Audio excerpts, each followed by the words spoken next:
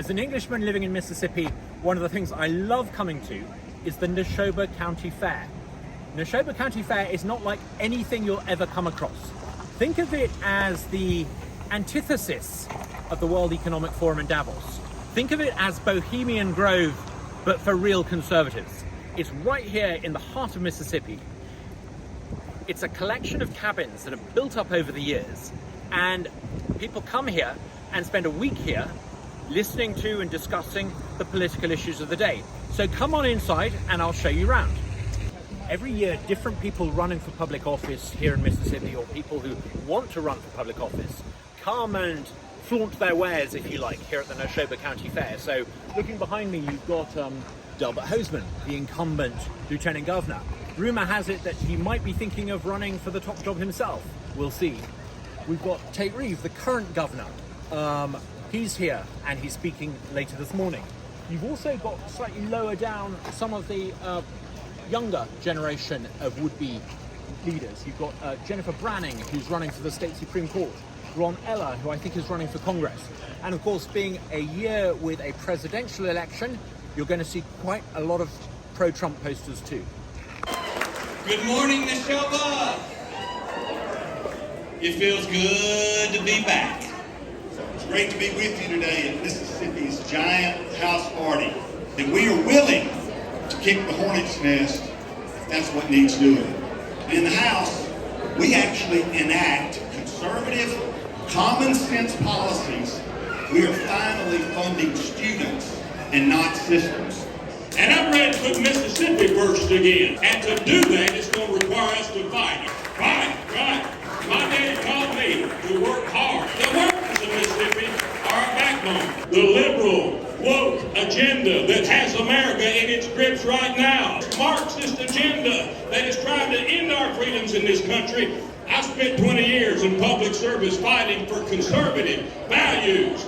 We fought to restore our Second Amendment rights, and we did it. But you and I know that what we're really in is a spiritual fight. We wrestle not against flesh and blood, but against principalities, against powers, against spiritual wickedness in high places. A man by the name of Donald J. Trump showed us the other day what it means to stand and fight. He took a bullet, he went to the ground for his own protection and for those around him, but in just a few seconds that man stood back up and he said, "Fight! Fight! Fight!" Will you stand right now? I'm asking you to stand, Mississippi. Let's stand and let's fight.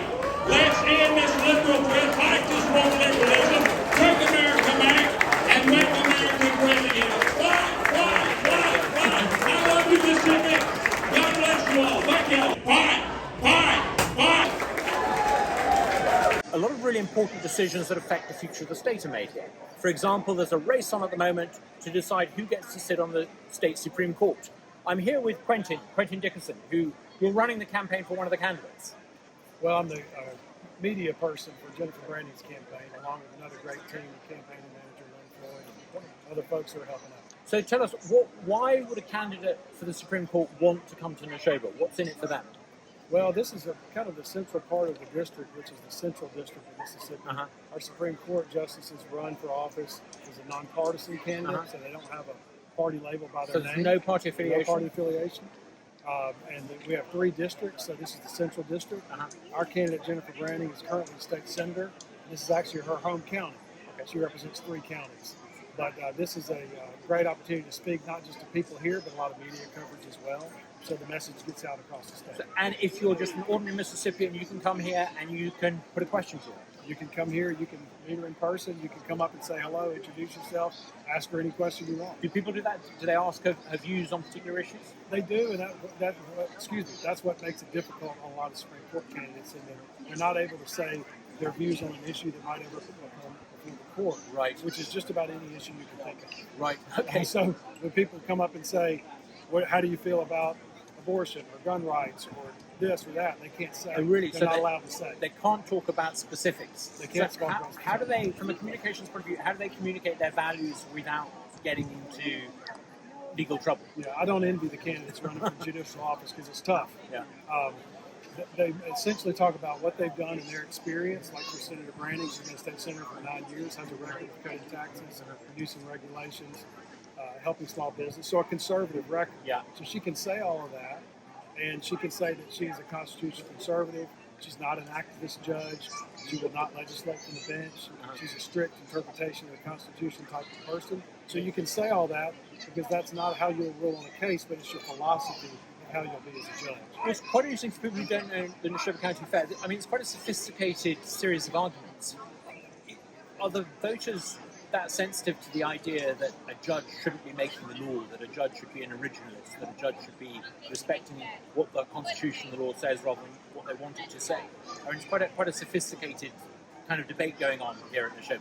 Well, and it is, and really when you think about it, when you can't talk about issues or how you rule on a case, then you talk about your bio or your experience, and then you get into judicial philosophy. I think because people have seen all across the country that judges have been so activist in other states, that they're rewriting the laws, they're overriding the will of the people, and some of the really far left activist judges are doing that, that there's an awareness of that. In 1980, Ronald Reagan came and spoke here at the Neshoba County Fair. Now, he didn't talk in the main square. He spoke here at the racetrack because the Neshoba County Fair is also a great opportunity for horse racing. In fact, it's the only legal racetrack in the state of Mississippi. Now, you could almost say that it's here at Neshoba where the idea of the Reagan Democrat, the traditional Democrat-supporting Southerner who switched to Reagan, was born. You could almost say that the Reagan Revolution started here. Some people have holiday homes on Orange Beach. Some people have holiday homes in Colorado or Florida. Imagine having a holiday home here at Neshoba. They're these lovely little cabins, often been in the families for several generations, passed down with lots of tender loving care, and people will come here and spend a week here.